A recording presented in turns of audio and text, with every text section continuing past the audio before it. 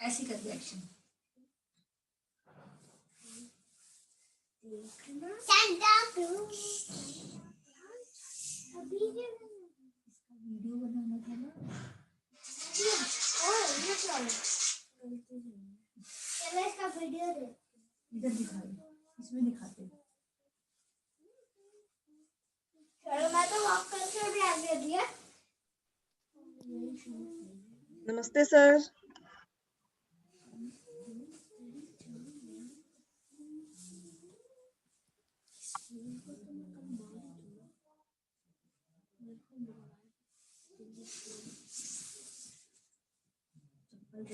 चलो जाओ, ऐसा करो थोड़ी देर ऊपर चले जाओ, शोर नहीं मचाना, पापा का क्लास हो जाएगी, ठीक है। मूवी तो वो दिखा दिया था। दिया का वीडियो मैं दिखा दूंगी।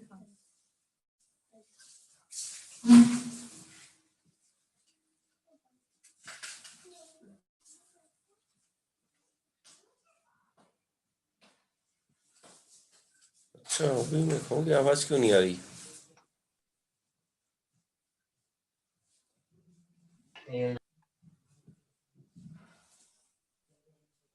Good evening sir.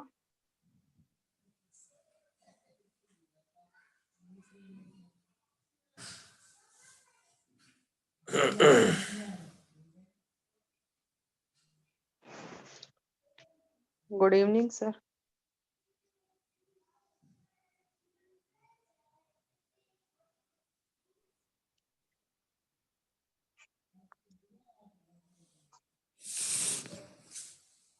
Good evening sir.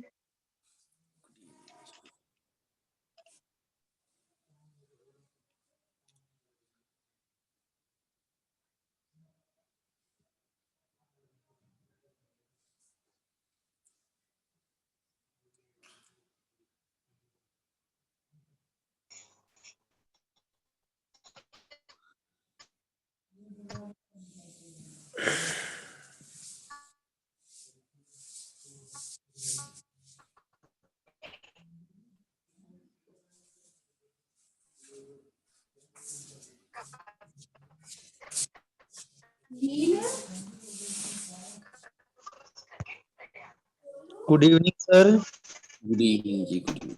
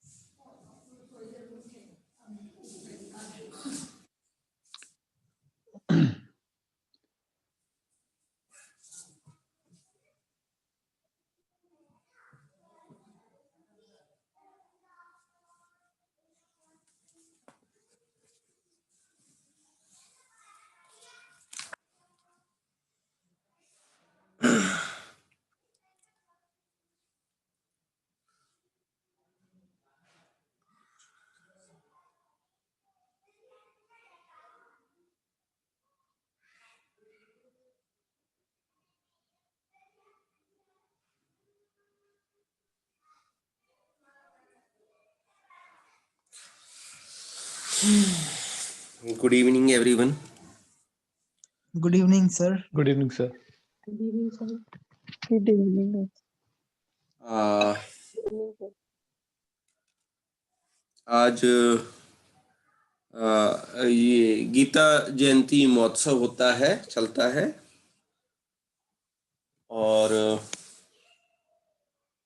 Haryana में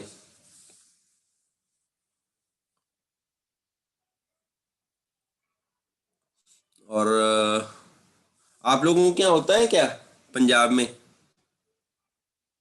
नो सर। अच्छा, नहीं सर नहीं।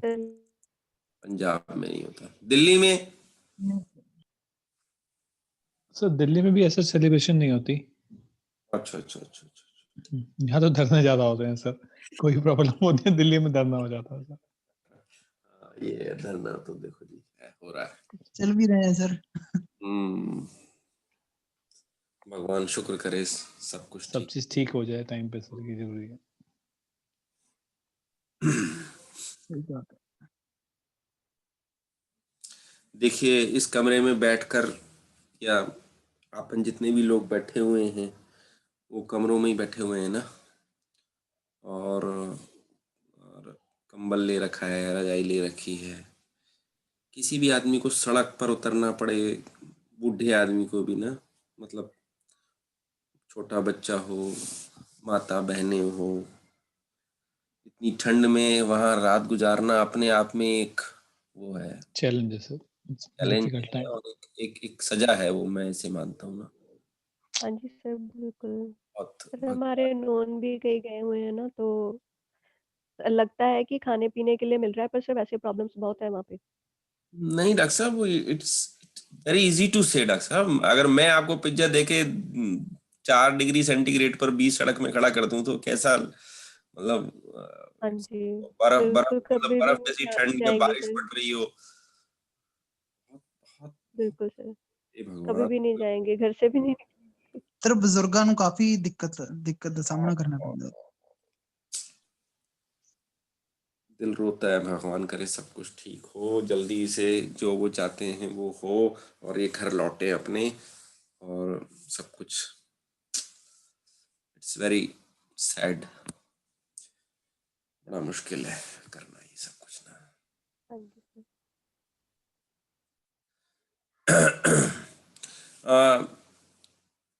हम बात कर रहे थे कि सामरोग चिकित्सा की बात कर रहे थे हम, और शोधन कर्म के ऊपर हमें बात करनी थी कि किस तरीके से जो है वो शोधन जो है वो हम अप्लाई करेंगे।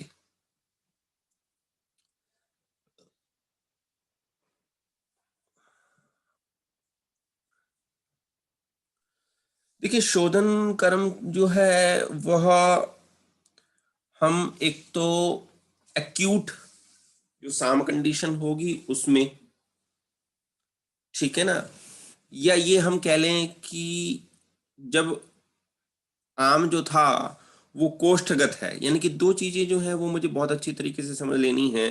एक तो एक्यूट कंडीशन में आम, एक्यूट आम की कंडीशन है, आप शोधन कर लीजिए क्योंकि वो अभी कोष्ठ में ही है।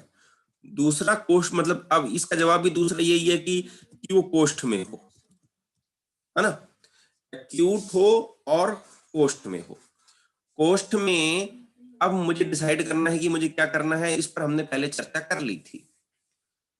तो जो हमें ध्यान में रखना है कि जो शाखागत रोग हैं और मध्यम मार्ग के रोग हैं उसमें हम जो है साम कंडीशन में शोधन नहीं दे पाएंगे, ये हमको ध्यान में रखना है। ये कुछ रेस्ट्रिक्शंस हैं जो बहुत अच्छी तरीके से हमें ध्यान में रखनी है, अगर हम नहीं रखते तो हम गड़बड़ा जाएंगे। तो एक्यूट कंडीशन हो और कोष्ठ में हो आम, तो आप तुरंत जो है वो शोधन कर्म को अप्लाई कर दीजिए। चारों प्रकार के शोधन कर्म, वमन, विरेचन, आस्थापन बस्ती और शिरोविरेचन जो है वो आप अप्लाई कर सकते हैं आम कंडीशन में। अगर वमन की बात करें हम, तो वमन का हमको मालूम है कि भाई वमन हमको कहाँ अप्लाई करना है, कि हमें मालूम है कि ama condition is nothing but almost all those condition in which vamana is the best shodhana chikitsa, but there should be utklesh in amashay. This is more useful in sthula amras, and we know that sthula amras is found in coast. Okay, so which is the primary source of many am rog. Out of 8 स्थूल आम रोग। आपको मालूम है ना कि वो 8 आम रोग मैंने आपको शुरू में बताए थे, 8 स्टेजेस आम रोग की। उसमें से जो जहां से शुरुआत होगी, यानी कि अपक्व आहार, अपक्व आहार रस, दोष और फिर रस शेष जीर्ण की अवस्था, इन अवस्थाओं में हम क्या करेंगे, वमन को अप्लाई करेंगे। तो अपक्व आहार प्लस अपक्व आहार रस और रसक्षेशी, जब आमोत्पत्ति हो रही है, दोष जो है वो अमाशय में पड़ा हुआ है, तब मैं वमन कर्म कराऊंगा। ठीक है जी, 3 चीजें मैंने आपको बताई। कौन कौन सी? अपक्व आहार, अपक्व आहार रस, रसशेषी। ठीक है ना, हाँ गुड। जी सर।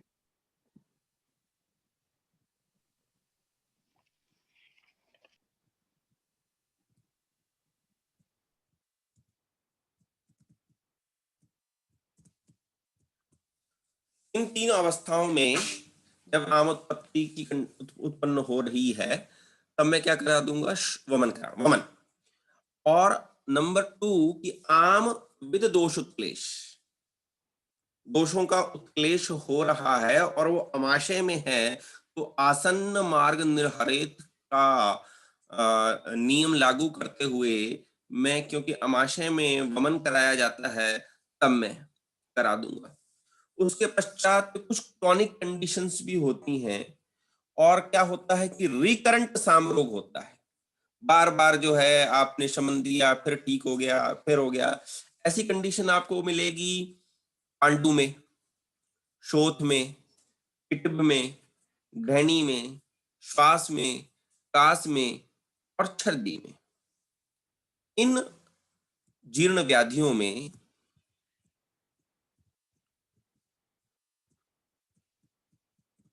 मैं जो है डिसीज की स्पेलिंग DISEAES है ना, यही होती है। SE sir, SE, DISEASE, DIASEASE, ठीक है जी। जी सर। तो इतना बड़ा हो गया सर, डिसीज की सर आप स्पेलिंग। जानते हो, हमें हमें हमें आप मौका देते हो बोलने का, आपका धन्यवाद। जानते सब कुछ आप। ये बिल्कुल सत्य कह रहा हूँ, ये डिसीज कुछ स्पेलिंग्स ऐसी होती हैं जिनमें लिखने में बड़ी कष्ट होता है, पता ही नहीं पड़ता। तो व्याधि जो है वो कैसी हो गई, जीर्ण हो गई।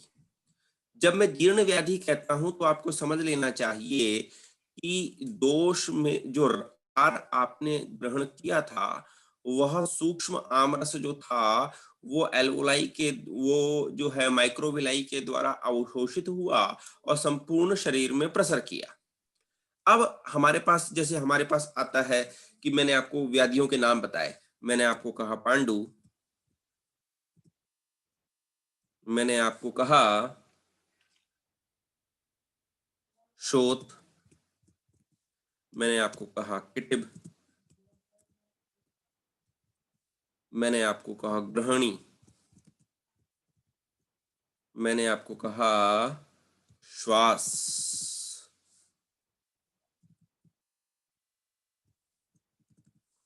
मैंने आपको कहा कास, और मैंने आपको कहा छर्दी। इन अवस्थाओं में जो है वह दोष उत्क्लेश उत्पन्न होता है। जैसे कि अगर आप ये देखें इन व्याधियों को, तो ये अमाशयोत्थ व्याधियां हैं। अब देखिए 2 चीजें, एक तो समझ में आई मेरी बात कि या तो अमाशयोत्थ होगी व्याधि या पक्वाशयोत्थ होगी, ठीक है ना, यानी कि ओरिजिनेशन जो है वो कहां से हुआ, रूट कॉज कहां है, वेदर इट इज ए अमाशय और वेदर इट इज ए पक्वाशय। तो अमाशयोत्थ व्याधियां जिनमें सूक्ष्म आमरस जो है वो शरीर में प्रवेश कर कर और किसी एक धातु की ख में उत्पन्न, यानी कि दोष जहां पर की ख वैगुण्य था वहां पर दोष को बार बार उत्पन्न करता है, बार बार पांडु हो जाता है, बार बार सूजन आ जाती है, बार बार किसी प्रकार का त्वचा रोग हो जाता है, ग्रहणी हो जाती है, श्वासकाश, ये सारे आमाशयोक्त व्याधियां हैं, तो इन डिसीज में मैं वमन करा देता हूं। तो जैसे कि मैंने हमेशा देखा है कि अगर तमक श्वास में हम एक बार वमन करा दें या किटिब में करा दें, जिसको आप सोरियोसिस कहते हो, या आप आम बात है, इन तीनों में हम जो है वमन करा दें तो बहुत ही बढ़िया रिजल्ट आता है। और ये मेरा पर्सनल एक्सपीरियंस है कि इन व्याधियों में, खासकर श्वासकाश और किडनी में, जो तमक श्वास की कंडीशन में अगर आप करा देते हैं तो उसके बाद ड्रग भी जो है वो बहुत अच्छी तरीके से कार्य करती है।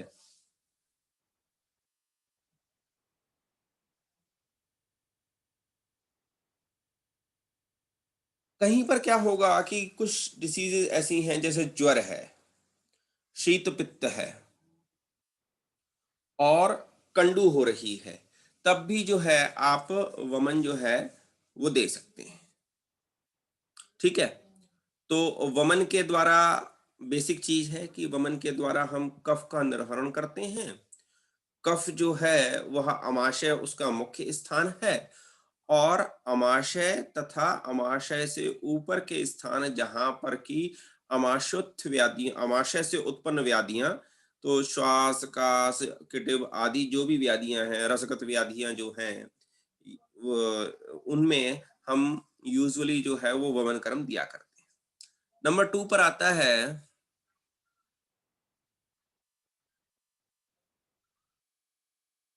विरेचन। यह हम पित्त की अवस्था में देते हैं। हमको मालूम है कि भाई पित्त अगर आपका विकृत है तो पित्त की सर्वश्रेष्ठ चिकित्सा क्या है? विरेचन। और जो हमने 8 आमरस देखे थे, वो किसी को याद है 8 आमरस?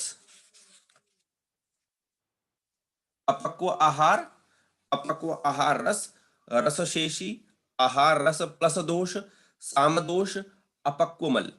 तो जब आहार रस प्लस दोष हो जाए तब आप साम दोष हो जाए और स्थूल आंत्र में दोष पहुंच जाए, साम दोष। साम दोष कब कहेंगे हम इसको? जब आम और विशेषित दोष आपस में मिल गए।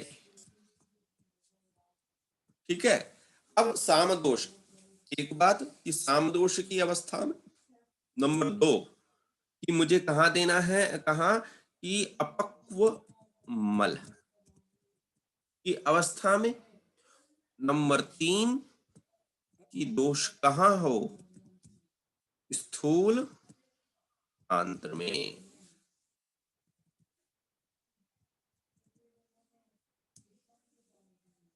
इन अवस्थाओं में मुझे क्या देना है? विरेचन। 8 स्टेजेस मैंने आपको बताई थी, उनमें से शुरू की जो 5 अवस्थाएं थी उनमें हमने वमन कराया।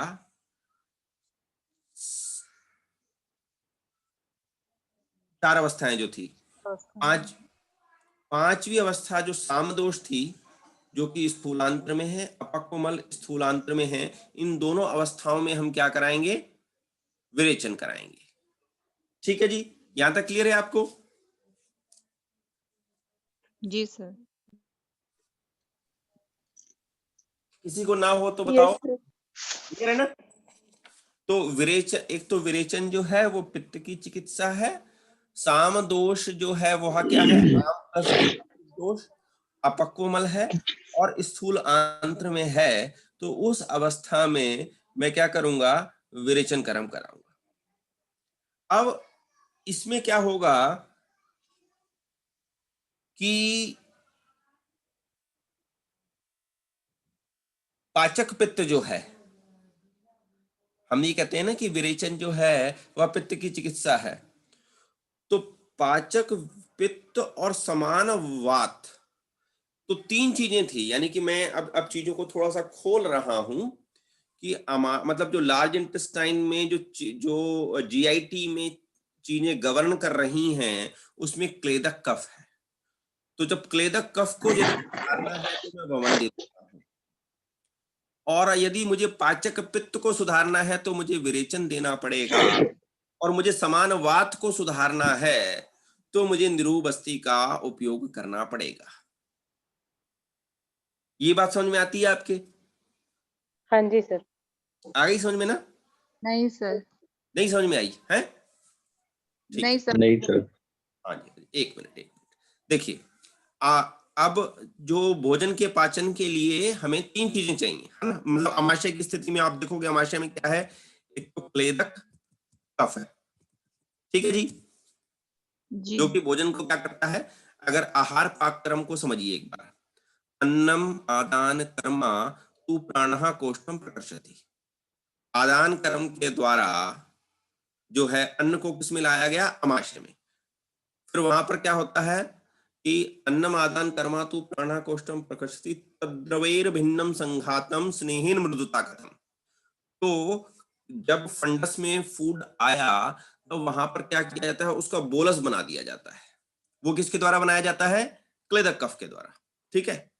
नंबर 2 की समानेन अवधूतो अग्नि उदरेतु, यानी कि समान वायु वो क्या करती है, अग्नि को उदीर्ण करती है, ठीक है ना, यानी कि बलपूर्वक पाचक पित्त का सीक्रेशन कराती है। अब जब मैं ये कह रहा हूं कि क्लेदक कफ की कंडीशन हो, यानी अमाशय में स्थित कोई कंडीशन आ गई और क्लेदक कफ की कंडीशन है, तो मैं क्या दूंगा, वमन। वायु की चिकित्सा श्रेष्ठ क्या है, बस्ती, तो इस अवस्था में मैं क्या दूंगा, निरूह। और पाचक पित्त को यदि मुझे सही तरीके से करना हो तो मैं क्या दूंगा, विरेचन। अब क्लियर है? हाँ जी सर। सर ये तो क्लियर है, लेकिन ये स्थूलांत्र की बात की ना, कि स्थूलांत्र में जब दोष हो तब विरेचन। हाँ मतलब ये आमाशय की ही बात हो रही है कि देखिए उसके- डॉक्टर साहब, इसको हाँ स्थूलांत्र से तात्पर्य क्या है कि भोजन तो देखो पचा नहीं ना, ये बात तो क्लियर है आपको, जी अपक्वमल है, जी सर। ठीक है ना। अब वो पक्वाशय में भी, क्योंकि आम की स्थिति है, पक्वाशय में भी पहुंचकर भोजन को पचा जाना चाहिए था, ठीक है ना। तो अमाशय, जब भोजन अमाशय में था तब हमने आसन्न मार्ग निर्हरित के अनुसार क्या किया, यानी कफ की स्थिति थी, पश्चिमाशय में पित्त की स्थिति थी, और पक्वाशय में वात की स्थिति थी। लेकिन इन्हीं तीनों कंडीशन में जो फिजियोलॉजिकल थी अब वो पैथोलॉजिकल है। विकृत क्लेदक कफ तो वमन, विकृत समान वायु तो निरूह, विकृत पाचक पित्त तो विरेचन।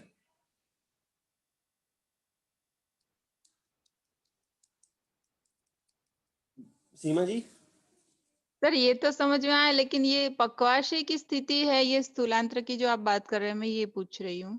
हाँ पाचक पित्त में स्थूलांतर की स्थिति है ना। हाँ तो सर पक्वाशय में फिर विरेचन, मैं ये पूछ रही हूँ ऐसे। हाँ देंगे, पक्वाशय में स्थिति जब अपक्व मल की स्थिति हो तब विरेचन देंगे, ओके सर।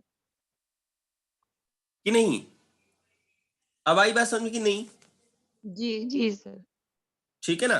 तो अब हम क्या करेंगे कि सबसे पहले तो क्या करना पड़ता है कि इन सब चीजों को, अब मुझे फिजियोलॉजी समझ में आनी चाहिए कि भाई भोजन मैंने ग्रहण किया, भोजन ग्रहण करने के पश्चात जब उसका सबसे पहले अन्न संघात होगा, अन्न संघात कैसे होगा कि क्लेदक कफ जो है वो उसके साथ मिलेगा, उसके पश्चात भोजन जो है वह नीचे आकर उस फिर जैसे ही बॉडी में आएगा तो HCl सीक्रेट होगा, HCl सीक्रेट होकर या क्या है, अम्ल अवस्था है, अम्ल अवस्था शुरू हो जाती है जैसे ही वो फंडस से बॉडी में आता है, ठीक है ना। मधुर अवस्था पाक के बाद अम्ल अवस्था पाक शुरू हो जाती है और फिर वो विदग्ध होकर पच्यमानाशय में आ जाता है, जहां पर पाचक समान वायु जो होती है वो पायलोरिक इंस्फिंक्टर को जो बोलस बना और विदग्ध हो HCl जो गैस्ट्रिन की उस पर क्रिया हुई, पेप्सिन की क्रिया हुई, उसके पश्चात समान वायु के द्वारा जो उत्तेजित एंजाइम थे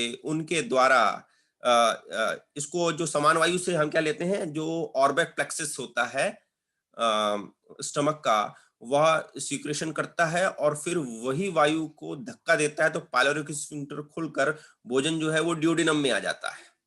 ड्यूडेनम के पश्चात माइक्रोविलाई से होता हुआ पेरिस्टालसिस मूवमेंट के द्वारा ड्यूडेनम, जेजुनम, इलियम और फिर उसके पश्चात लार्ज इंटेस्टाइन में चला जाता है, सीकम और फिर जो कोलोन है, चारों प्रकार के जो कोलोन है, असेंडिंग डिसेंडिंग कोलोन, और उनसे होता हुआ फिर सीधा सिग्मोइड कोलोन से होता हुआ रेक्टम में जाता है। लेकिन स्थिति क्या है कि वह मल भाग जो है वो स्थूलांतर में पड़ा हुआ है, तो मुझे विरेचन करना पड़ेगा। लेकिन समान वायु के द्वारा यदि वह व्यान वायु को विकृत करता हुआ कुक्षी में दर्द कर रहा है, तो मुझे निरूपस्थि देनी पड़ेगी। यह बात आपकी समझ में आनी चाहिए। ये क्लियर हो रही है आपको कि नहीं हो रही? पहले मुझे ये बताइए।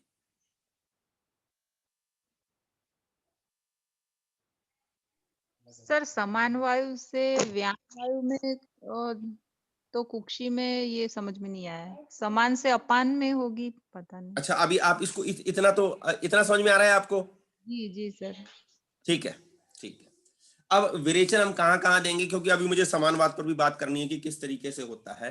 तो और किसी को नया समझ में आया हो?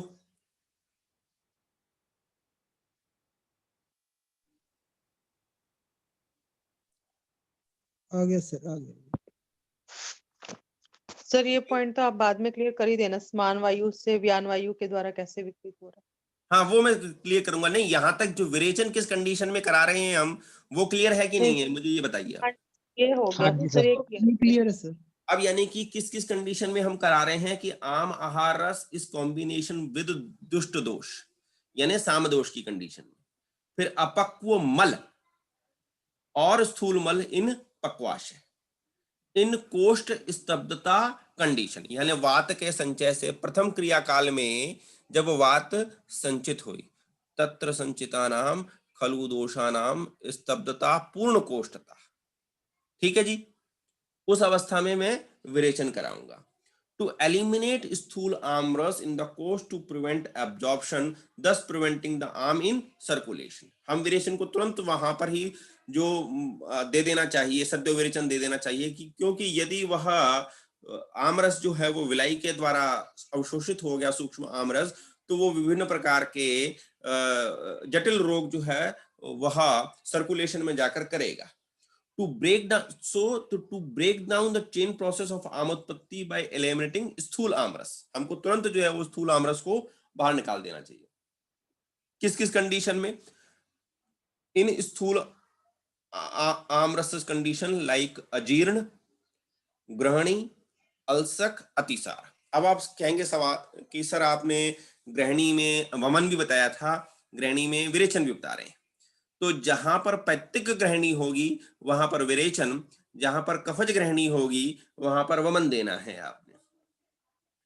सूक्ष्म आमरस लाइक आमवात, ज्वर, तमकश्वास, कामला, शोथ, उदर में जो है उसमें विरेचन भी दिया जाएगा, क्योंकि जो बच गया। अब यहां पर क्या कह रहे हैं, आम जो था कौन कौन सा, कि अब इस बात को आप बहुत अच्छी तरीके से एक बार समझ लीजिए कि जो अपक्व, मान लीजिए, एक मिनट,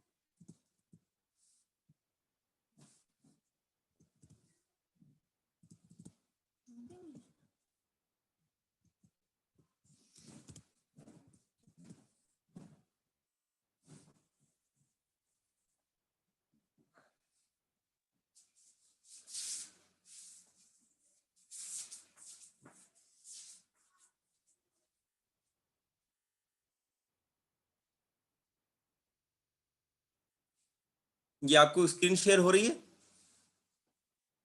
हाँ जी सर। अब देखिए, यस सर। आपने भोजन लिया, ठीक है, ये भोजन कैसे आया? प्राण वायु के द्वारा मुख से होता हुआ यहां पर आ गया। क्लियर है? हाँ जी। जी अब आपने ये भोजन लिया था, यहां पर फिजियोलॉजिकली भी ये अपक्व आहार ही है अभी, जी सर। है ना? और अगर ये बहुत देर तक पड़ा रहा तो दूषित होकर भी यह संज्ञा आम को प्राप्त हो जाएगा और कहलाएगा क्या? अपक्व आहार, कि नहीं? Yes sir. यस जी सर। सर। ये यहां पर है, ये फंडस है, ठीक है? इस फंडस में क्या है? कफ है। यहां पर जो म्यूसिन होता है वो क्या करता है? बोलस बना देता है। यहां आपकी जीभ से लेकर यहां तक की अवस्था क्या है? मधुर अवस्था पाक। करेक्ट है ये बात? Yes sir. हाँ जी यस सर। सर। अब आपको मैंने आपको बताया कि अपक्व हो, अपक्व आहार हो या अपक्व आहार रस हो, और रस शेषी यानी कि इसको 24 घंटे के अंतर्गत जो है शरीर से अब्जॉर्व हो जाना चाहिए था। अगर ये पूरा दिन भर यहां पड़ा रहा तो ये रस शेषी कहलाएगा।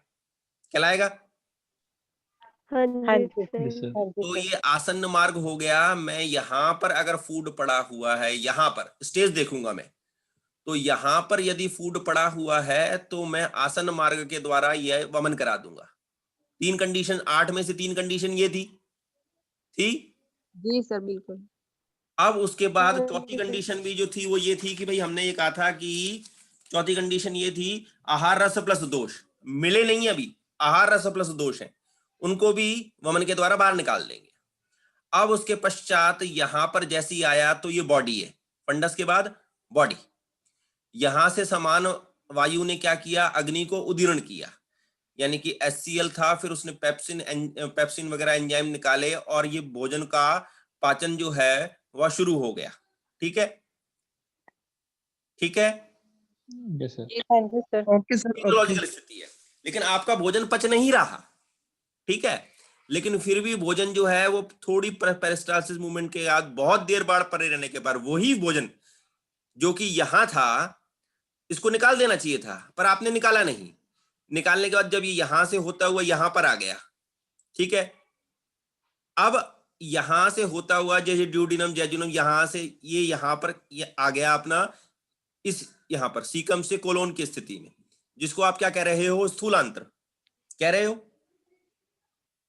जी सर। हाँ जी सर। ठीक है ना? अब यहां पर क्या होगा कि जो ये वाली पार्ट है, यहां पर जो जो यहां से आया उसमें एक तो अब हम 2 कंडीशन हो जाएंगी।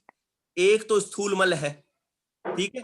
यहां से जो मल यहां पर आ गया, अब इस ड्यूडिनम में माइक्रोविलाई है microvilli, yes sir. Yes. Yes sir. हाँ जी है ना?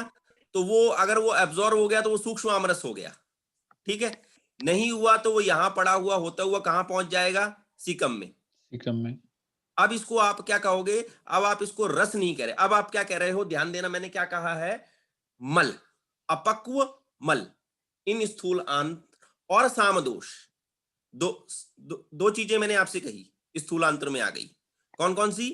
एक तो स्थूल मल था वो आ गया, दूसरा सामदोष आ गया। ये स्थूलांतर में आ गया क्योंकि सूक्ष्म आमरस अगर एब्जॉर्ब हो गया तो बचा हुआ मल जो है वो होते होते यहां पहुंच जाएगा। वही मल जो कि यहां से बाहर निकल जाना चाहिए था लेकिन नहीं हुआ, वो यहां पर आ गया। ये क्लियर है आपको? जी सर। Yes sir. जी यस यस सर। अगर देखिए यहां पर ये वाला मल जब ऊपर की ओर जाता है तो वो क्या करता है?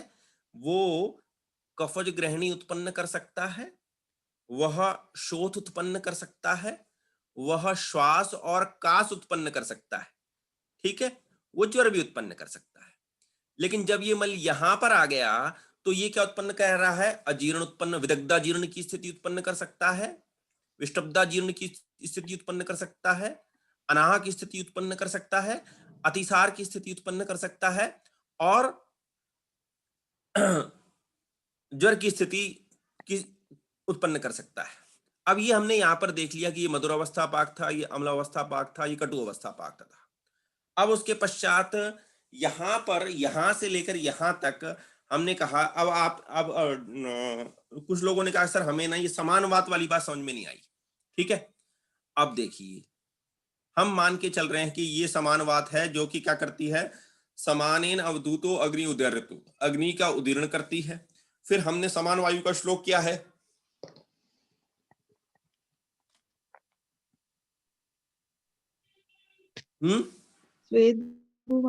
समानो अग्नि समीपस्थ शंभुवानि स्रोतांसि समानो संभेषति। अग्नि समीपस्थ समीपस्थ कोष्ठे चरति सर्वतः। कोष्ठे चरति सब समानो अग्नि समीपस्थ मानो अग्नि समीपस्थ कोष्ठे चरति सर्वतः, चरति सर्वदा। संपूर्ण कोष्ठ। अब मैंने आपको जब एक बार बताया था कि समान वायु का कंसेप्ट समझना बहुत इंपॉर्टेंट है, क्योंकि समान वायु जो होती है वो कोष्ठे चरति सर्वथा, यानी कि जितने भी कोष्ठ है वहां पर जहां जहां अग्नि है वहां वहां समान वायु है। ये बात तो समझ में आती है। क्या लिखा है हमने, समाने अग्नि समीपस्थ, अग्नि के बिल्कुल बगल में क्या है, समान वायु, और अग्नि हर जगह है, हम इस बात को मानते हैं। नंबर 2 कि कोष्ठे चरति सर्वतः, हर जो भी कोष्ठ है, 15 प्रकार के कोष्ठ हैं, वहां पर समान वायु की स्थिति है। अब यहां पर हम मानते हैं कि नाभि के पास अग्नि यानी जठराग्नि की स्थिति है, और यहां पर जो है क्या है, समान वायु है। अब आपने कहा सर हमें ये बात क्लियर नहीं हो रही। देखिए, अगर ये नीचे की स्थिति में क्या है, अपान वायु, ठीक है, दोष की गति यदि नीचे की ओर है तो समान वायु अपान वायु को विकृत करेगी। जी सर। Yes sir. जी सर। सीमा जी, जी सर, बोली मैं। जी सर। है ना, समान जी सर। वायु अगर दोष की गति, क्योंकि दोष की गति कैसी होगी, ऊर्ध्व, अधः और त्रियक, ठीक है। तो यदि नीचे की ओर गति करती है तो समान वायु, विकृत समान वायु, तो वो अपान वायु को विकृत करती है। यदि ऊपर की ओर गति करती है समान वायु तो छर्दी उत्पन्न कर रही है, यानी कि प्राणो हृदय अनुगतः, प्राण और उदान दोनों को बिगाड़ देती है, बिगाड़ रही है। जी जी सर। Yes sir. और फिर त्रियक, यानी कि जो व्यान वायु कैसा है, व्यान वायु। सर्कुलर मूवमेंट करता है, ठीक है। अब पेशेंट कहता है मेरी कुक्षी में यहां पेन हो रहा है, यहां पेन हो रहा है, यहां दर्द होता है। व्यान वायु कैसे गति करता है, सर्कुलर मूवमेंट चारों तरफ। तो ऊपर प्राण और उदान, नीचे अपान, और जब समान वायु अपनी ही दिशा में त्रियक रूप से गति करती है तो किसको बिगाड़ती है, व्यान वायु को। ये क्लियर हुआ आपको? जी जी सर, बिल्कुल क्लियर हो। बिल्कुल क्लियर हुआ सर। ठीक है। हाँ जी तो सर। अब ये कंडीशन हमको देखनी है कि समान वायु, क्योंकि क्या होता है, पचती, विवेचती, मुंचती। समान वायु के कार्य कौन कौन से हैं, पाचन, विवेचन और मुंचन।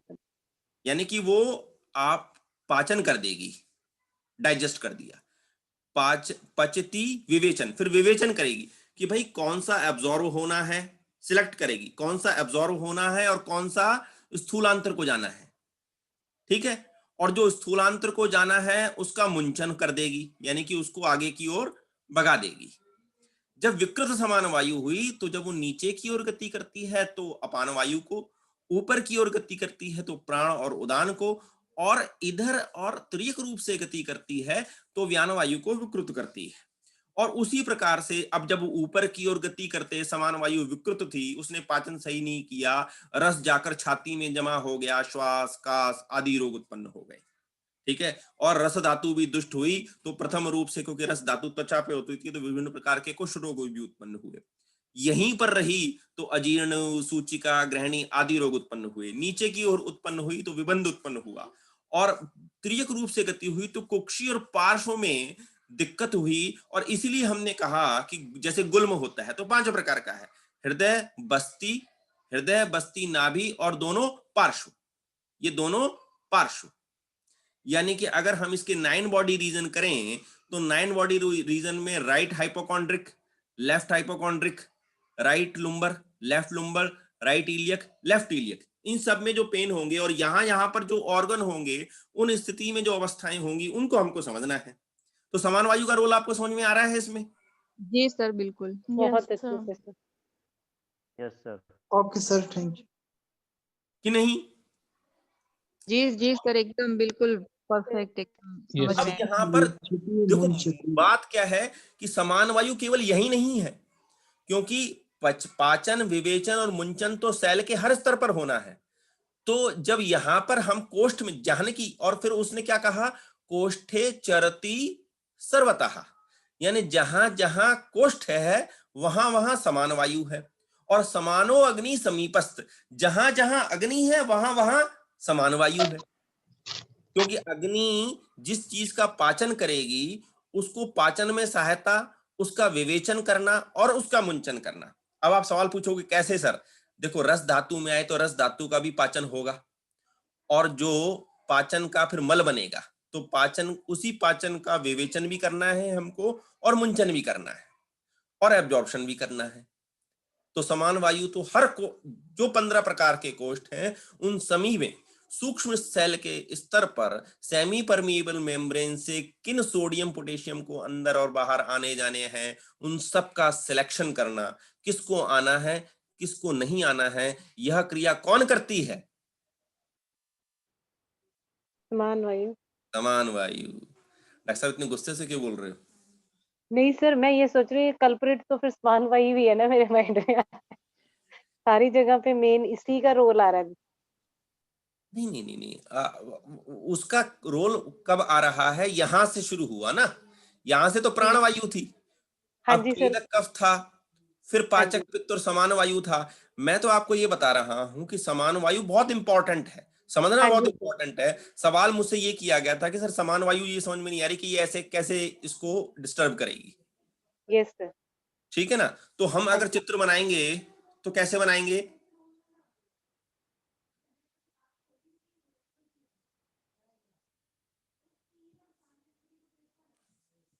ये क्लियर हो गया ना आपको? मैं आगे चलूं कि नहीं चलूं? जी जी सर। Yes sir. जी हाँ सर। जी। ठीक है ना? अब आस्थापन बस्ती मैंने कब देनी है? जब समान वायु जो थी वो पेन करती है, कुक्षी और पार्श्व में पेन करती है, तब मैं निरूबस्ती दूंगा।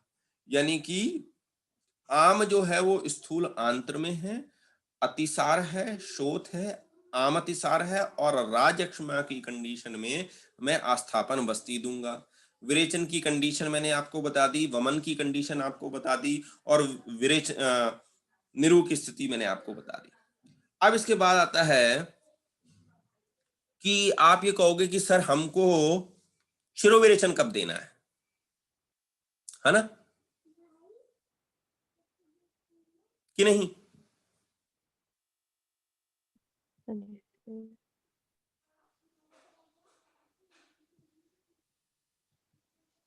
ये आपको हो रही है?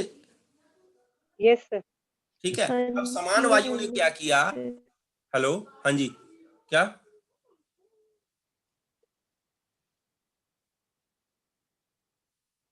कोई सवाल कर रहा था कुछ? अरे बोल पड़ो। नहीं नहीं सर। अच्छा, नहीं कर रहे थे सवाल, ठीक है। अब शिरोविरेचन यानी कि नस्य, शिरोविरेचन जो है वो क्या करता है? ऊर्ध्व जत्रुगत, यानी कि यहां से जब दो विशेटेड हुआ दोष और वो अपक्वमल के कारण उत्पन्न हुआ तो वो ऊपर उत्पन्न हुआ। अब आपको क्या हुआ कि आपके यहां पर आ गया, आपको प्रतिश्याय हो गया, या आपको सुबह उठते ही सर में दर्द हो जाता है। तो अगर आपको सूर्यावर्त है, आपको दुष्ट प्रतिश्याय है, आपको शिरोगुरुत्व यानी कि सर जो है भारीपन रहता है सुबह उठते ही, आपके नासा और गले में जो है वो कफ सा बना हुआ रहता है, या आपको पोस्ट नेजल साइनस पीएनएस जिसको आप कहते हो वो हो गया है, ठीक है ना? यानी कि प्राणवायु की दुष्टि हो गई। किसके कारण? यहां से बिगड़कर जो सामदोष विगुण सामदोष ऊपर की ओर गति कर कर और यहां पर पहुंच गया। कहां पर? नासा और सिर में। और गल। तो ऊर्ध्व जत्रुगत रोग की कंडीशन में जहां पर वो कहां पर नासा को पार कर गया, यहां पर, क्योंकि यहां तक तो उदान किया, यहां तो उदान वायु का क्षेत्र है, इसके ऊपर प्राण वायु का क्षेत्र है, ठीक है जी। तो मैं नस्य दूंगा। तो शिरोविरेचन रेगुलेट्स प्राण एंड उदान वात, देयर बाय रेगुलेशन ऑफ समान वात एंड अपान वात। अब देखिए, मैं आपको एक बहुत मतलब मैं एक क्रिया जो है वो करता हूं, और उसमें क्या होता है कि मैं श्वास की क्रिया में ना मतलब जिन लोगों को श्वास होता है ना, उनको मैं क्या करता हूं, उनके कर्ण में छेदन कर देता हूं, एक तांबे की तार डाल देता हूं, या और उनको गजब का फायदा होता है। ठीक है, इसमें आज वो अंकिता है क्या? अंकिता नहीं है। देखिए क्या होता है, जैसे ही मैं कर्ण में, यानी कि हम ये मानते हैं कि यहाँ पर कर्ण वेधन करते हैं ना हम, तो जब हम कर्ण वेधन करते हैं तो प्राणवायु के कंट्रोल को यहाँ से हम सेट करते हैं, और प्राण का और अपान का आपस में एक बहुत जबरदस्त रिलेशन होता है। जैसे ही, क्योंकि प्राण कौन सी वायु है जो कि आपने सर्वप्रथम ली थी, ये क्लियर है आपको? जी सर। हाँ जी और सर। अपान वो लास्ट वायु है जो आप निकालेंगे, करेक्ट है? Yes sir. Yes sir. यानी कि जो एंटरिंग वायु है वो कौन सी है? प्राण। प्राणवायु। अगर आपने उसको रेगुलेट किया तो बाकी की वायुएं अपने आप रेगुलेट होने लग जाएंगी। Yes sir. और अगर मैंने इसको रेगुलेट किया तो उससे ऊपर की वायु अपने आप रेगुलेट होने लग जाएंगी। बिल्कुल सर। Yes sir. करेक्ट है। तो श्वास की क्रिया में हम क्या करते हैं कि कर्ण में क्या करते हैं कि एक तांबे का तार डाल देते हैं कर्ण वेद दैविकृत छिद्र में। वो मैं आपको क्रिया सिखाऊंगा, बहुत आसान और बहुत ही सिंपल है, और कई श्वास के रोग जो हैं उससे ठीक हो जाते हैं। ठीक है, तो ये आपकी बात समझ में आ रही है कि समानवात के द्वारा विकृत जो दोष था जब ऊपर की ओर गति करता है, और उसके फलस्वरूप ख वैगुण्य के अनुसार, जरूरी नहीं है कि श्वास और कास हो, आपको प्रतिष्ठाय हो सकता है, आपको शिरोगुरुत्व हो सकता है, आपको सूर्यावर्त हो सकता है, आपको अर्धाव भेदक हो सकता है। All are the sama condition and you have to give the shirovirechana. ये क्लियर है आपको? यस हाँ जी सर। यस कि नहीं? हाँ जी जी sir. Sir. Sir clear. Sir Yes, sir. सच बोलना कसम है आपको? है? हाँ जी सर। Yes sir. ये अगर समझ में आ रहा है ना तो चीजें बड़ी आसान हैं, चीजों को समझना। क्योंकि अब मान लीजिए कि एक सिंपल सी बात है कि मैं आपको समझाता हूं कि जैसे कि मान लीजिए किसी आदमी को जुकाम रहता है, ठीक है। अब जुकाम की दवाई जो है वो जो भी है उसको हम क्या मानते हैं? अमाशुत, कि यहाँ से कफ आया होगा और ये कफ ऊपर की ओर गति करके प्राण उदान को विकृत करता हुआ यहाँ पर आया होगा। तो मैं सबसे पहले तो अजीर्ण को दूर करता हूँ, इसलिए रामबाण रस दे दिया, या आप लक्ष्मी विलास रस के कंटेंट भी देखेंगे तो वो लक्ष्मी विलास रस के कंटेंट तभी काम करेंगे जुकाम में जब यहाँ का अजीर्ण जो है ये यहाँ से जो वायु है, क्योंकि फिर वो समान वायु जो होती है वो प्राणवायु को विकृत करना बंद करेगी। और फिर इसके पश्चात जो लोकल चिकित्सा है, यानी कि मान लीजिए कि जो स्नीडीरियन मेम्ब्रेन का शोथ है उसको ठीक करना तो लक्ष्मी विलास का काम है, लेकिन नीचे जो चिकित्सा है वो तो आपको अग्निदीपन के अनुसार साम के यानी कि आम पाचन के अनुसार ही करनी पड़ेगी। ठीक है जी? जी सर। जी अब सर। मान लीजिए आपके पास पेशेंट आ गया शिरोगुरुत्व का, सर भारी हो रहा है, ठीक है, ऊर्ध्व जत्रुगत रोग में क्या, अब उसका रीजन ये है कि भाई ये जो क्लेदक कफ था वह विकृत क्लेदक कफ जो है वो ऊपर की ओर समान वायु के द्वारा ले जाया गया, फिर समान वायु ने यहाँ पर उसको पाचन नहीं किया और जैसे ये ऊपर गया तो प्राणवायु के द्वारा ऊपर की ओर। अब ये क्या, ये इसलिए होता है क्योंकि ख माने कि विगुणता वहां पर आएगी जो उसके लिए प्रोण होगा। जहां का इम्यून, जिस ऑर्गन का इम्यून सिस्टम कम होगा वहां पर आपको रोग हो जाएगा। अगर आपको छाती में ही हुआ तो श्वास कास हो जाएगा, आपको गले में खांसी यानी कि कास भी हो सकती है, फिर अगर आप चलो तो आपको बाधिर्य भी हो सकता है या कर्णक्षुवित भी हो सकता है, आपको शिरोगुरुत्व भी हो सकता है, आपको प्रतिशय भी हो सकता है। तो उस कंडीशन के आधार पर जिस प्रकार की कंडीशन होगी, लेकिन मुझे देखना क्या है, चिकित्सा जो वो यहीं से शुरू होगी, यहां से या यहां से। ये क्लियर है आपको? हाँ जी सर। Yes sir. बिल्कुल सर। Yes sir. तो अब हम क्या करें, आपको कुछ नहीं करना। अब आपने एक बहुत आसान सी बात समझ लेनी है। जैसे कि मान लीजिए आपने यहां पर आया, ठीक है ना, अब यहां पर कोई कहता है कि जी मेरे तो जलन होती है, ठीक है, ये ईसोफेजाइटिस हो गया ईसोफेगस में, कि नहीं? तो आइटिस माने इन्फ्लेमेशन शोथ है और जलन हो रही है, तो यानी ईसोफेगस अब और ये जो ईसोफेगस है ये किसका बना हुआ है अन्ननलिका?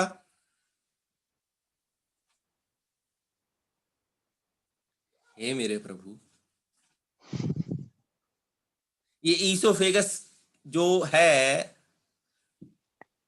वो किसकी बनी हुई है भाई? मांस धातु, ये मांस है ना? मांस जी सर, मांस मांस है ना? तो मांस प्लस पित्त लिखूंगा। हाँ जी सर। सही बात सर। इतना तो बता दो आप प्लीज, ऐसा तो मत करो। सर हम लोग डर गए थे सर, कुछ गलत ना बोल रहे। नहीं डरने की, अब हर जगह मैं ऐसे ही करूंगा ना। जैसे ये आ गया, ये स्थिति आ गई है ना। मान लीजिए कि कोई मेरे पास आ गया, फ्रोजन शोल्डर का पेशेंट आ गया, ये संधि का स्थान है शोल्डर, यानी कि यहाँ पर जो कफ था वो स्तंभित हो गया। ये बात समझ में आती होगी आपको कि पेशेंट डॉक्टर साहब मैं जैसे ही कंधा हूं तो मुझे दर्द होता है। ये दर्द जो होता है वो वायु के बिना तो नहीं होता, ठीक है। और उठाने में दिक्कत आ रही है, यानी कि स्तंभ है, यानी कि अवलंबक कफ ने यहाँ पर इस ज्वाइंट पे जाकर जमा हो गया और उसने व्यान वायु को दिक्कत करी, जिसके कारण आपको फ्रोजन शोल्डर हो गया, ठीक है। तो इस जगह पर इस कफ को हटाने के लिए आपने इस जगह पर क्या किया, अग्निकर्म कर दिया, आपने स्वेदन कर दिया। और वैसे ही इस कफ को घोलना है ताकि जो यहां से व्यान वायु की गति है वो सही तरीके से हो जाए। बिल्कुल सर। कि नहीं? ठीक है सर। हाँ जी सर। ये एक सिंपल बात है। Yes sir. अब यहां पर इस आदमी को, ये तो टेम्पररी रिलीफ हो गया। अब हमको ये देखना है कि ये कफ जो है, ये जो कफ है जिसको मैं क्या कहता हूं, श्लेषक कफ, उसको ऊर्जा कौन देता है? क्लेदक कफ, कि नहीं? Yes sir. क्लेदक कफ अन्य 4 प्रकार के कफ को ऊर्जा प्रदान करता है। अवलंबक कफ, संधियों में स्थित श्लेषक कफ, बोधक कफ, और कौन सा कफ रह गया? तर्पक कफ, ठीक है ना?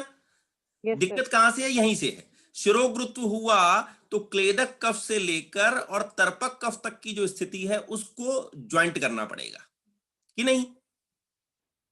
क्योंकि सप्लायर तो यही है। Yes sir. Is it clear to you not और नॉट? Yes sir. अब यहां पर भले ही जलन हो पर पाचक पित्त ऊर्ध्व गति करने लगा, तभी तो ये यानी कि पाचक पित्त अन्य 4 पित्तों को कंट्रोल कर रहा है और समान वायु अन्य 4 वायुओं को कंट्रोल कर रही है। ये बात क्लियर है आपको? हाँ तो जी हम सर। मूल रूप से चिकित्सा कैसे करते हैं? मूल रूप से चिकित्सा हम कैसे करते हैं कि मान लीजिए कि आपको यहाँ पर श्लेषक कफ में दिक्कत है, यहाँ पर श्लेषक कफ में दिक्कत है, या यहाँ पर तर्पक कफ में दिक्कत है, या यहाँ पर आपके गले में जलन हो रही है, तो पाचक पित्त प्लस यहाँ पर जो उपस्थित पित्त है उसकी चिकित्सा, या आपकी आंखों में जलन हो रही है तो आंखों में जलन हो रही है, इसका तात्पर्य यह है कि आलोचक पित्त है। पर आलोचक पित्त की चिकित्सा तो मैं कर दूंगा, लेकिन मुझे संबंध कैसे स्थापित करना पड़ेगा? आलोचक पित्त से लेकर पाचक पित्त तक का। तो यहां से जो एक तो मुझे ये सप्लाई काटनी है, तो मैं क्या करता हूं, निदान परिवर्जन करता हूं। निदान परिवर्जन के द्वारा क्या होता है कि जो यहां से सप्लाई हो रही है कटु अम्ल लवण आहार की, वो बंद हो गई। सबसे पहले तो निदान परिवर्जन हुआ। अब उसके पश्चात मुझे क्या करना है कि दोष की चिकित्सा करनी है। तो मैं यहां पर डाल दूंगा भाई कि आपने कोई लोकल डाल दिया, फिर मैं उसको सूतशेखर और कामदुधा या किसी भी प्रकार का पित्त क्षामक दे दूंगा, तो जिसके फलस्वरूप यहाँ की मेम्ब्रेन से जो दिक्कत उत्पन्न हो रही है, तो जो माल यहाँ से सप्लाई होकर यहाँ पर गया वो विकृत नहीं करेगा। यहाँ पर जो ऑलरेडी विकृत हो गया उसको ठीक करना, यहाँ से जो सप्लाई हो रही है उसको ठीक करना, और निदान परिवर्जन के द्वारा उस चीज को रोक देना ताकि व्याधि जो है वह अपनी जीर्णता को प्राप्त ना हो।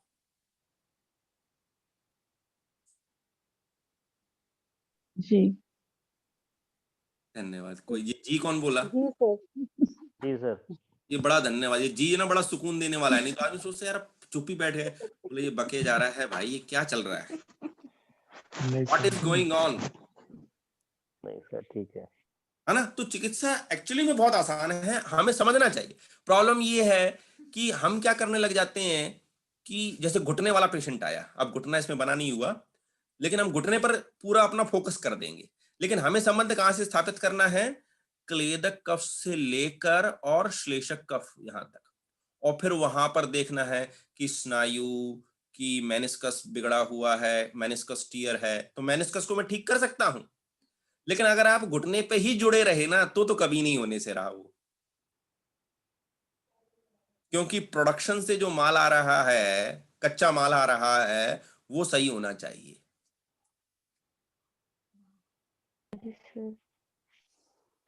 ठीक है सर। Yes sir. ठीक है ना?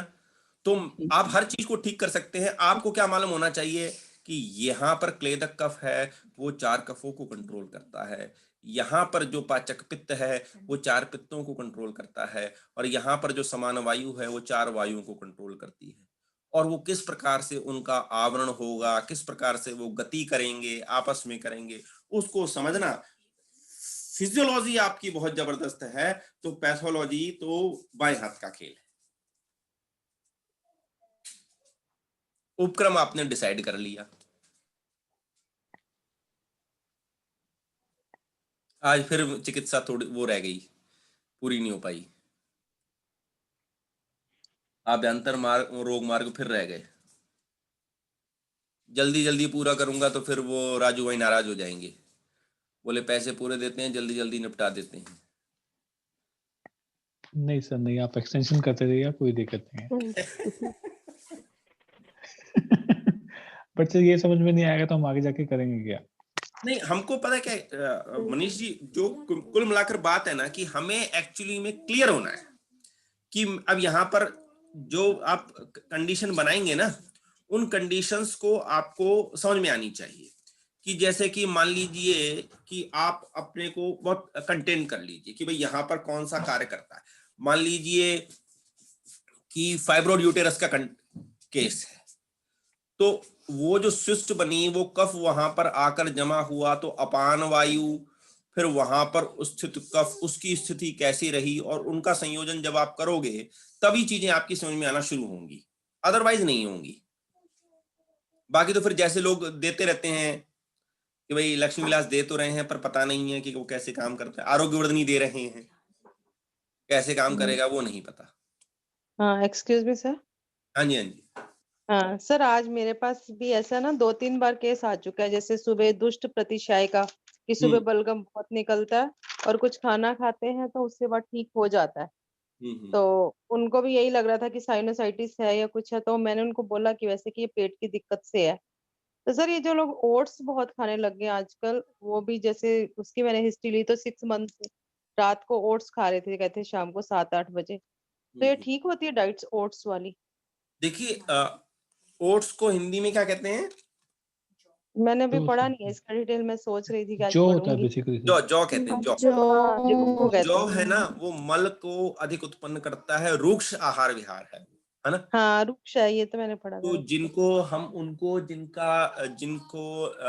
जिनका मेद बड़ा हुआ होता है, या मेद धात्री जो है उनकी कम होती है, जिनके लिपिड प्रोफाइल डिस्टर्ब होते हैं, हम उनको जौ की देते हैं, क्योंकि वो जौ जो होता है वो रूक्ष होने के कारण एक तो फैट को एब्जॉर्ब कर लेता है और स्थूल मल को बाहर निकालता है। तो वो देखना पड़ता है स्थिति के अनुसार कि किस व्यक्ति को हम दे रहे हैं और उसके लिए क्या ठीक है। ठीक है सर। हाँ इनका तो वेट नहीं है जिसकी मैं बात कर रही हूँ। हाँ, पर ये कहते हैं हम ओट्स में बहुत सारे ड्राई फ्रूट्स डालकर, मुझे लगता है कि मेरे को इससे थकावट कम होती है, तो मैं इसीलिए 6 महीने से लगातार ले रहे हैं वो, रोज शाम को 7 बजे। ठीक है। तो ये जो चरक में लिखा है कि अभ्यास नहीं करना चाहिए सर, जो का हाँ नहीं, उनको मैंने बोला, मैंने कहा रेगुलर मोनो डाइट नहीं होनी चाहिए। अध्याय में है। हाँ। पढ़ाई का अभ्यास जरूर करना चाहिए, है ना? हाँ जी सर। है ना? एक बात मैंने हमेशा देखी है कि लोग क्या करते हैं कि मैंने अपने जीवन में देखा है कि कोई भी आदमी जो है ना, वो लगातार कोई चीज नहीं कर पाता, और जो लगातार कर जाता है ना वो जीत जाता है। रेगुलरिटी, नियमितता एक ऐसी चीज है जिसका कोई सानी नहीं। वो अपने आप को साध के रखना कि भाई मुझे ये काम करना है, और वो लगातार टाइम पर करना। एक दिन जोश में आके 8 घंटे पढ़ लेना और फिर 3 महीने ना पढ़ना, इसका कोई फायदा नहीं। 1 घंटा लगातार अभ्यास करना, और जिसकी रेगुलरिटी बन गई, कई लोग कहते हैं जी मैं योगा करता था, मैं ध्यान भी करता था, मैं पूजा पाठ भी करता था, पर कभी कभी करता था। तो जो कभी कभी करते हैं वो कभी कभी में ही रह जाते हैं। अभ्यास बहुत जरूरी चाहिए। अमन वालिया जी कुछ कह रही हैं।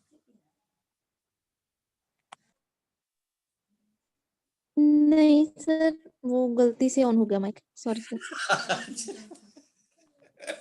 सर मेरी एक रिक्वेस्ट है। हाँ जी हाँ जी हाँ जी। सर ऐसा करते हैं, एक ग्रुप और बनाते हैं जिसमें हैप्पी बर्थडे, नमस्ते, गुड मॉर्निंग वो अलग हो जाए, ताकि सर इसमें ना लेक्चर के लिए लिंक यदि वो करना पड़ता तो बहुत, हेलो, हाँ जी हाँ जी हाँ जी हाँ हाँ जी। जी सर, वो ना बहुत ऊपर आना पड़ता है। अच्छा मीन्स अच्छा। वो रेगुलरिटी नहीं रहती लेक्चर की। मेरी सिर्फ एक रिक्वेस्ट है, बाकी आप बाकी सबसे पूछ लें। तो उसमें क्या होगा कि वो ग्रुप जो हमारा एक अलग ये पाठशाला वाला चलेगा, उसमें सिर्फ लेक्चर्स होंगे और दूसरे में हम आराम से अपना फंड रिलेटेड जो भी पोस्ट हैं वो डाल सकते हैं। ठीक है। अच्छा डॉक्टर साहब, आज का समझ में आ गया कि नहीं आ गया? Yes sir. डॉक्टर सुचेता। हाँ जी सर, मुझे समझ आया है। ठीक है ठीक है ठीक है। आप निरंतरता बनाए रखिए, अभ्यास कीजिए, पढ़ते रहिए, और अच्छा करना है, अच्छा रहना है। ठीक है। Excuse me sir. हाँ जी हाँ जी। सर जैसे आज आपने ना हमें ये उससे क्लियर कर रहे थे पिक्चर से, सर मुझे ऐसे लगता है कि हमें इस चीज से बहुत ज्यादा अच्छे से क्लियर हुआ है। मतलब अब आयुर्वेदिक सारी चीजें वो दिखने लग गई हैं कि ये चीजें हाँ ऐसे ही चलता है हमारा, हमारे वायु, हमारी पित्त, हमारा कफ, ये सारी चीजें दिखती हैं। सर ये अच्छा लगा मुझे कि आगे भी अगर हम इस तरह से पढ़ें तो ज्यादा हमें क्लियर होता जाएगा, जी डॉक्टर साहब। कंफ्यूजन नहीं रहेगी हमें किसी भी चीज में से। जी थैंक जी यू सर सर। हाँ, वो एक विजुअलाइज रिक्वेस्ट हो थी सर जाएगा। मेरी।